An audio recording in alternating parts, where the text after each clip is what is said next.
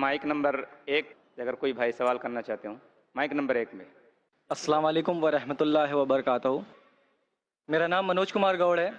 मैं UP east Kanpur का रहने वाला हूँ। मैं अभी जस्ट मुंबई में नया हूँ। मुझे यहाँ पे कोई नहीं जानता, कुछ दीनी भाई है जो मुझे जानते हैं यहाँ पे।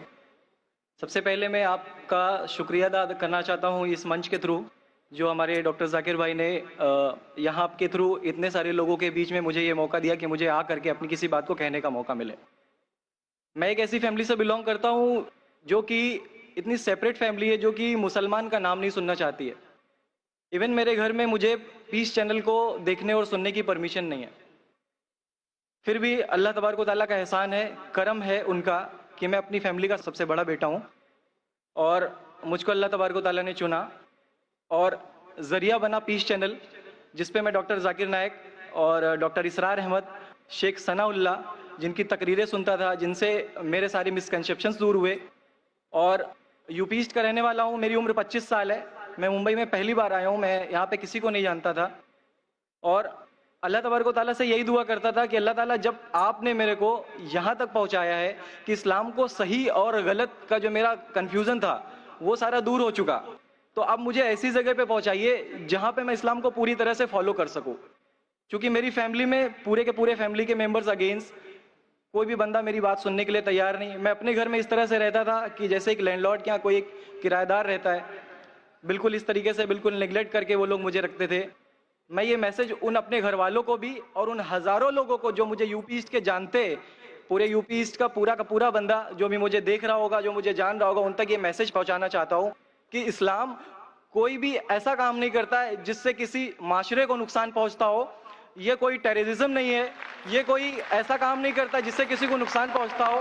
एक ऐसी फैमिली का बंदा जो कि मुसलमान के लिए इतनी गलत फहमी रखता हो, उसी घर का सबसे बड़ा बच्चा बाहर निकल करके इस बात को बताने के लिए तैयार है कि वो उनका दिमाग है, ये इस्लाम की तरफ से नहीं मिला है।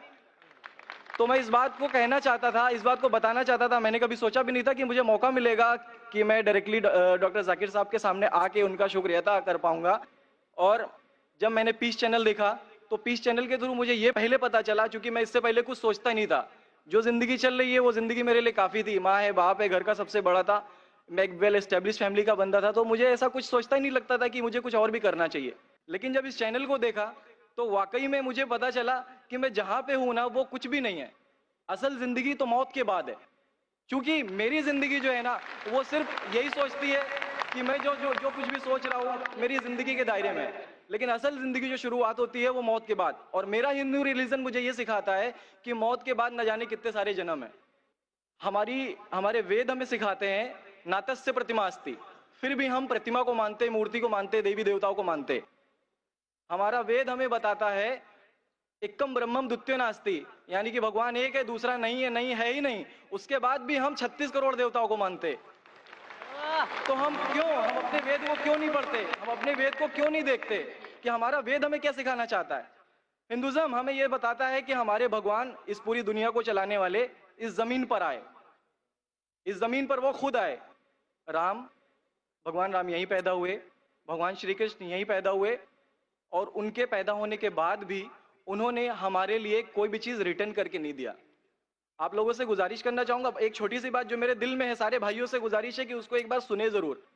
क्योंकि हमारे भगवान जब हमारी इस दुनिया में आए तो उन्होंने हमारे लिए कोई भी चीज रिटर्न में नहीं छोड़ी। उनके जाने के बाद तुलसीदास ने लिखी, उनके जाने के बाद गोस्वामी जी ने लिखी। तो भगवान बेहतर लिख सकते थे क्या ये उनके बाद वाले बेहतर लिख सकते थे? दूसरी बात, इस पूरे वर्ल्ड में ए से लेके जेड तक की कंट्री है। ए से अमेरिका भी होता है, ए से ऑस्ट्रेलिया भी होता है। हिंदुइज्म जो है सिर्फ और सिर्फ 3 कंट्री है, इंडिया, मॉरिशस और तीसरा नेपाल अभी घोषित हुआ है, ठीक है। और श्रीलंका, जहां पे भगवान श्री राम ने जा करके रावण का वध किया था, जिससे दशहरा मनाते हम, उनके क्रिएशन के बाद, उनके जब उन्होंने बुराई पे अच्छाई की जीत पा ली थी, तो जीत पा ली थी उसके बाद, यानी कि भगवान जिन्होंने पूरी दुनिया को बनाया, हम ऐसा सोचते हैं, हिंदुज्म ऐसा सोचता है, जब उन्होंने किसी स्पेसिफिक कंट्री पे जा करके वहां पे बुराई की हार करके अच्छाई की जीत कर ली, तो आज तक वो भगवान को पूजने वाले उस देश में हिंदुइज्म क्यों नहीं है? तो ये सारी चीजें, ये इस्लाम जो हमें सिखाता है, इस्लाम का जो मैसेज है, वो सारी चीजें हमें ये सिखाती है कि हम मिसकंसेप्शन पे ना जाए। हम देखा देखी पे ना जाए। अगर कोई मुसलमान गलत करता है तो हम ये नहीं सोचे कि वो इस्लाम है। वो मुसलमान गलत हो सकता है लेकिन इस्लाम गलत नहीं हो सकता। तो इसलिए मेरा पूरा का पूरा मैं मुकम्मल हूँ अल्हम्दुलिल्लाह, और अपनी ज़िंदगी में इस खुशी को महसूस करते हुए, ये खुशी आप सारे भाइयों से बांटते हुए, सारी बहनों से बांटते हुए, सारी माँओं से बांटते हुए, आप सभी के सामने ये इकरार करता हूँ कि अल्लाह के सिवा कोई माबूद नहीं है। ये मेरी फैमिली वाले या मेरे यूपी वाले या जितने भी लोग देख रहे हो, मैं इस बात को कबूल करता हूँ कि मैं इस्लाम में हूँ।